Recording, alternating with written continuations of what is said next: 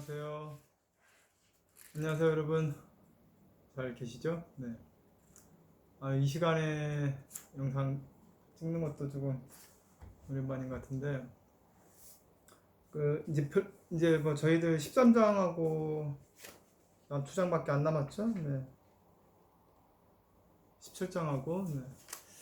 근데 물론 이제 이렇게 하고, 좀 부족한 부분이 있으면 여름방학 때 한번 나를 잡아서 보강 워크샵을 요청을 하시든지 아무튼 생각해 봅시다. 네. 13장 문제 집단원들이라고 제목이 나와 있는데, 그러니까 엄밀하게는 교재에 나와 있지만 어려운 내담자들이죠. 어려운 집단원들. 문제 집단원이라는 용어보다는 어려운 집단원이 맞겠죠. 문제 집단원 하면 진짜 문제 좀 들리니까. 그래요. 그래서 여러 가지 유형들이 나와 있는데, 그 뒤에 이제 성격 장애 관련된 집단어는 제가 생각을 못 했었는데, 군번학기에 제가 이상심리학 강의한 영상들이 있습니다. 그거를 제가 링크를 해놓을 테니까, 유튜브에 올린 거니까 여러분들이 그 성격 장애 관련된 거 그거를 좀 참고해서 살펴보시면 도움이 많이 될까요? 도움이 많이 잘 알고 계신 분은 아는 얘기 또 한다 이럴 수도 있고, 다 알고 있는데 무슨 또 얘기하냐 이럴 수도 있고. 그래요. 이제 독점자라고 나와 있네요. 404페이지. 독점자라는 게 끼어드는 거죠. 말하는 사람이 어떤 얘기하면 나중에 나도 그래요 하면서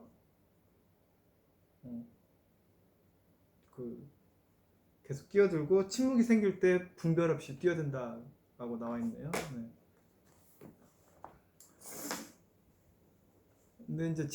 근데 이거는 여러분들이 독점자라고 했는데, 집단이라는 거는 집단 상담 우리가 돈을 주고 가서 배우지만, 그게 일상생활의 축소 모형이라고 이론적으로 나와 있죠. 일상생활의 축소 모형이 그 집단 안에서 일어나는 것이죠. 그 얘기는 뭐냐면, 내가 일상생활에서도 만약에 이야기를 독점하고 있는가를 한번 주의 깊게 살펴볼 필요가 있습니다. 그러니까 뒤로 나오지만 일상생활에서 독점자와 지루한 내담자가 좀 비슷할 수도 있어요. 지루한 사람이 좀 이렇게 독점하는 경향이 있을 수 있을란가. 드물게는 독점자인데 지루하지 않은 경우도 있어요. 독점자인데 이렇게 말을 원래 재밌게 하고 유머러스하고 말하는 걸 좋아하는데 지루하지 않은. 독점하면서 지루하기까지 하면 거기에 이제 권력까지 있다 이러면 아유 힘들죠. 네, 이런 얘기하면서도 아무튼 저도 갑자기 또 생각하게 되네요. 네. 왜냐면 독점도 하고 지루도 하고 권력까지 가지고 있으면 아랫사람은 아주 그냥 시간이 그냥 엄청 길게 느껴질 거 아닙니까? 네. 그런 게 이제 성찰하는 건데, 이제 잘 안 고쳐지면 누가 자꾸 이렇게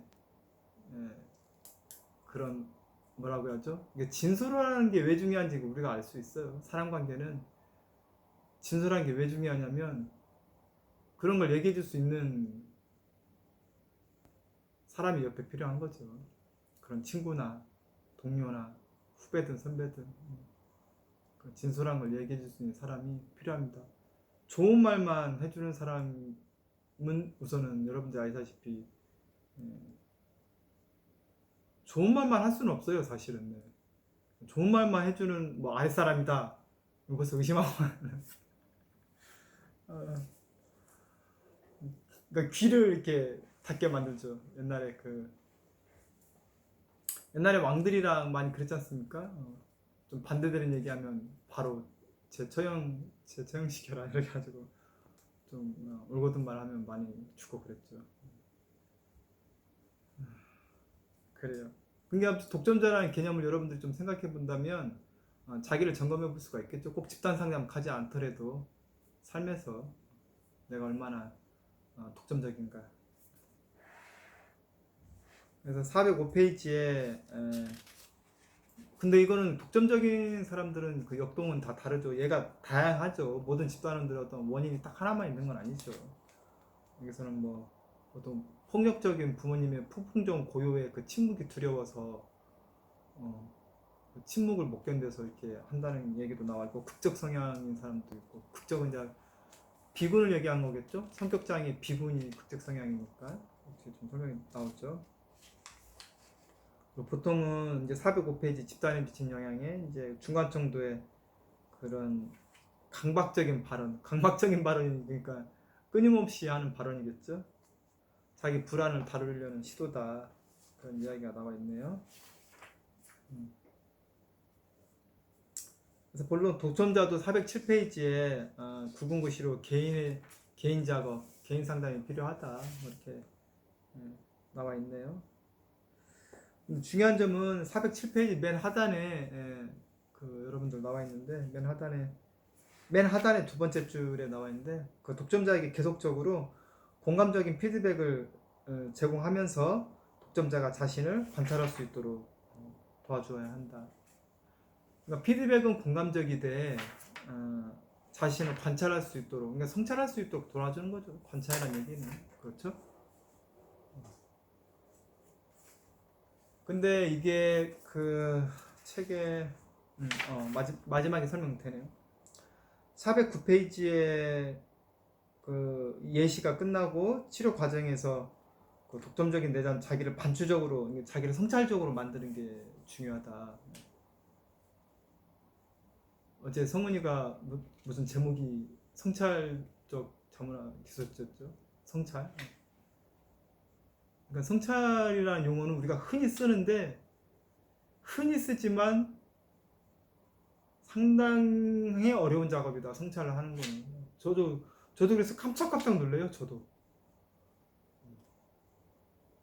깜짝깜짝 놀랄 때가 자주 있고, 뭐 지금도 항상 깜짝깜짝 놀랍니다. 그러니까 내가 그걸 모르고 있었구나. 아직도 뭐 모르고 있는 게 수도 없이 많겠죠. 앞으로도 마찬가지고. 성찰을 하려고 이제 노력을 하는 거죠. 그 과정. 그래서 맨 하단에 치료자는 이 독점적인 내담자가 대인관계에 갖는 어려움이 있을 테고, 외롭고 가까운 친구가 없을 수 있고, 그렇죠? 독점하면 아무래도, 독점한다는 얘기는 쉽게 얘기하면 다른 사람의 그 관점, 조망하는 관점도 없고, 그 얘기는 그 공감하는 것이, 다른 사람의 감정이나 생각을 이렇게 이해하는 것이 어렵기 때문에 가까이 지내기가 어렵죠. 근데 가까이 막 친구가 있을 수는 있어요. 근데 결국은 그런 대화만 하는 친구인 거죠. 집단적 독백이라고 하죠. 발달 심리학에서는. 뭐 집단에 모여있는데 독극적인 이야기만 왔다 갔다 하는. 어느 누구도 귀담아 들어주지 않은, 이유 없는 배척 받은, 뭐 이런 것들, 이제 이런 이유들을 살펴보게 하고 토론하게 함으로써 치료적 수단을 증진시킨다. 그래서 이 독점적인 내담자는 적절한 시기가 필수적이고, 언제 그 피드백을 해줄 것인지. 그래서 거기에 나와 있죠. 반복적이어야 한다. 그러니까 내담자가 그 집단 속에서 이런 그걸 반복적으로 알려줘야 하는 거죠. 한 번만 해서 되는 게 아니라 그러고 있다는 걸 알아차리게 반복적으로 도와주고, 부드럽고 시기적절한 개입이 필요하다. 그런 식으로 나와 있습니다. 그다음에 침묵하는 내담자. 그것도 이유가 워낙 많겠죠. 침묵하는 내담자도 뭐 워낙 이유가 많아서 그러는 이제 상황에 따라 다를 것 같습니다. 지루한 내담자 같은 경우는 그냥 제가 414페이지 사실 읽어보면 참 좋은 내용들이 굉장히 많아요. 굉장히 많은데, 여러분들하고 이제 대면 수업이면 같이 계속 이렇게 토의하면 갈 텐데 그래요. 어쨌든 저도 시청하신 여러분들이 뭐 얼마나 이게 또 지루해할지 모르겠네요. 여러분들이 지루할지 모르겠는데 적당한 선에서 얘기를 해야 하는데 안 지루하게 큰일 났습니다. 네. 그 414페이지에서 그래서 결국 맨 하단에 뭐 소크라테스적이라고 나와 있는데 이 사람 그 지루한 내담자의 억눌린 창조적이고 생동하는 어린아이 같은 그런 부분을 찾아주고 그런 것을 표현하는 것을 방해하는 걸 제도가로도 도와준다. 그러니까 억눌린 창조성과 어린아이 같은 그런 생생함이겠죠. 생동감이겠죠. 결국은. 근데 지루하다는 얘기는 결국은 이제 서로가 이렇게 공감적인 이야기를 이제 못할 때 이제 지루함에 빠질 수 있죠. 너무 이렇게 스토리에 빠질 때. 물론 이제 그 스토리가 이렇게 뭐라고 하죠? 그러니까 스토리가 공감적인 스토리가 있고 지루한 스토리가 있는 거. 이걸 구별을 잘해야 돼. 스토리가 다 나쁘다는 게 아니라 그 예를 들면 첫 번째는 우선 자기 이야기는 괜찮아. 보통 그래도 그나마. 그나마라기보단 자기 이야기를 이렇게 감정을 담아서 자기 느낌을 자기 문제를 이야기하는데 자기의 생각과 자기의 느낌과 그리고 자기의 욕구 그런 것들을 이렇게 알아차려서 이렇게 적절하게 배합시켜서 얘기하면 그거는 뭐 이제 참 근데 그거를 그렇게 잘 얘기할 수 있는 사람이면 이제 내 남자를 안 하겠죠. 평소 때 그렇게 얘기하세요. 네. 근데 이제 지루한 얘기 중에 하나가 이제 남의 얘기. 우리랑 아무런 관련이 없는 되게 먼 사람 이야기. 그리고 아무튼 그렇죠. 뭔 말인지 알겠죠? 남의 이야기면서 뭐 내용도 이렇게 없는 것 같고 그래요. 아무튼 지루한 거는 역동 이것도 여러 가지이기 때문에 이제 상황에 맞게 적절하게 이것도 근데 기본적으로 뭐 뒤에 다 나오지만 리더는 그런 보통 집단 상담 이 얄롬에서 주장하는 거는 그러니까 직면적인 방식이 아니라 이제 직면이라는 방식 사실 직면이라는 용어도 따뜻한 방식의 직면이에요. 그러니까 혹은 유머를 섞거나 뭐 따뜻한 방식으로 하거나 이렇게 비춰지게 하는 거죠. 그게 직면이지 뭐 그냥 내리 까는 게 직면이 아니고 그렇죠?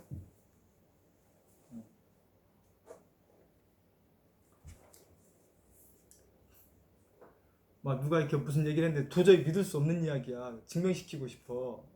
진짜 믿겨지가. 그러면 이제 이거 뭐 진짜 그래?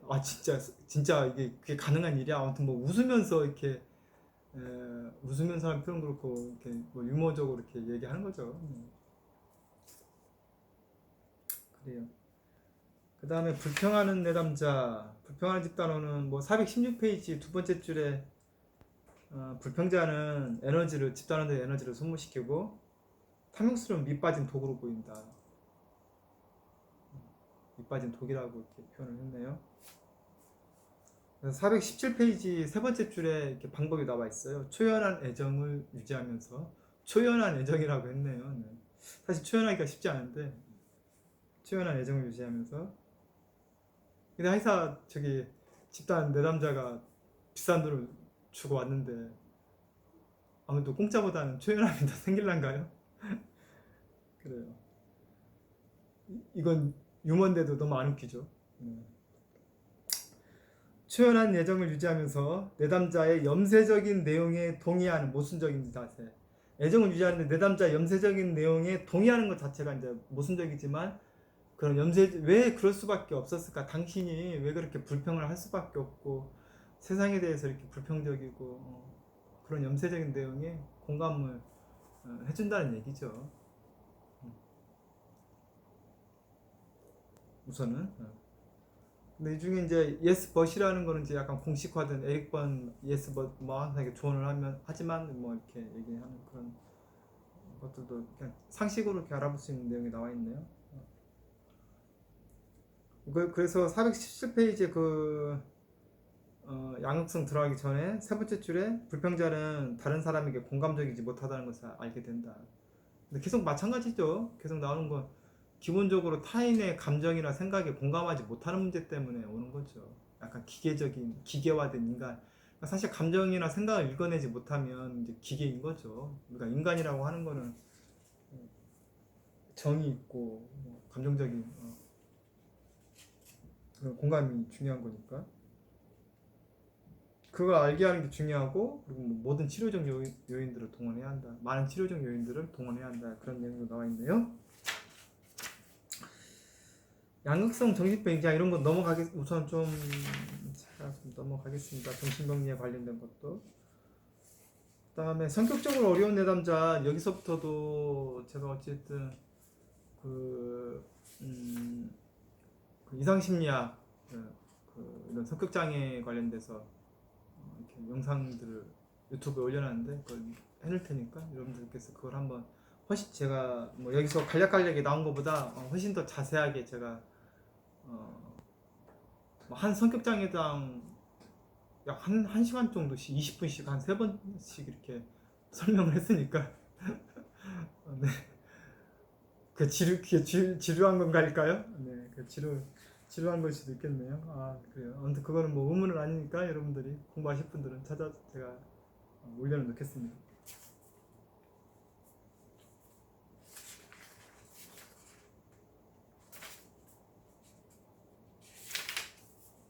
경계선 성격장애, 지금 거기다가 제가 주로 올린 게 이제 비군을 많이 올리긴 했어요. 그 성격장애 다 자세하게 할 수 없으니까 자기애성, 반사회성 성격장애, 경계성, 그리고 연극성 성격장애 이렇게 4가지 했고, 그 다음에 A군에서 중요한 편집성 성격장애 이런 것들 올려놨거든요. 보셔요. 제가 여기도 좋은 내용들이 나와 있는데 그건 아예 성격 장애만 제가 집중적으로 얘기한 거니까. 그래서 432페이지에 자기애적인 것도 제가 다 강의를 올렸는데 여기서는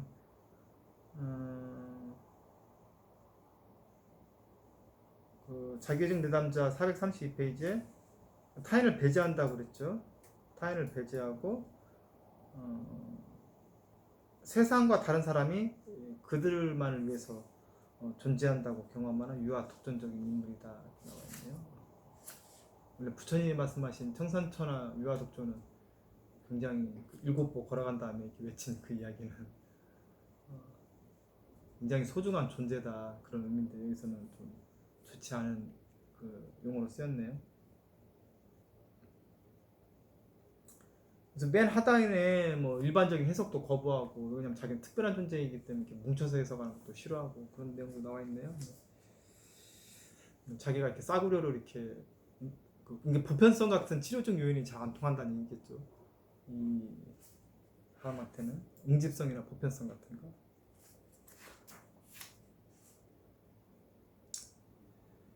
그래요. 그래서 434페이지에 그 3번째 단락에 이 자기애적인 사람이 집단에서 보여주는 모습이 자기 작업은 하는데 남에게 묻지도 않고 지지하지도 않고 돕지도 않는다는 걸 알게 되고, 다른 사람은 이렇게 경청하지 못하고 이런 특징이 있다고 나와 있네요. 그래요.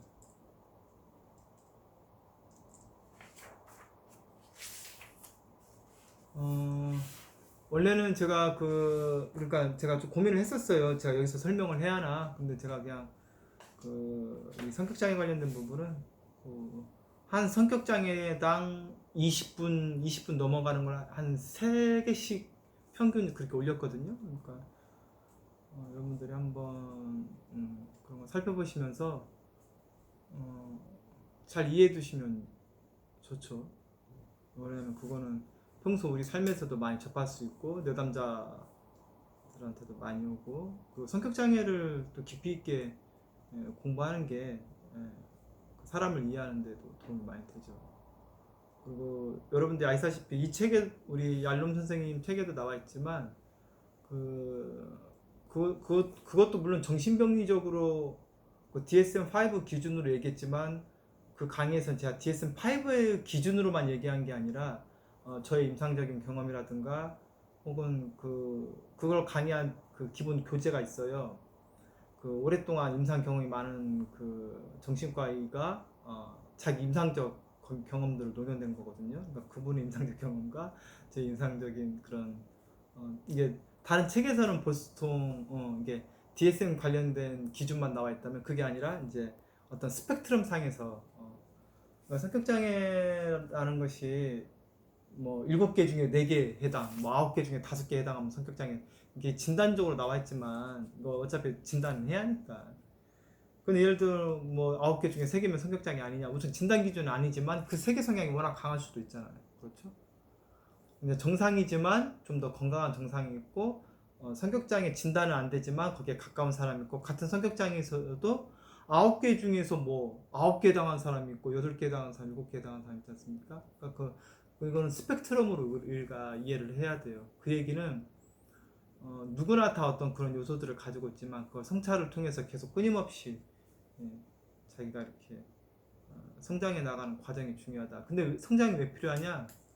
결국은 행복이라는 거는 누가 가져다 주는 것이 아니기 때문에 그렇죠.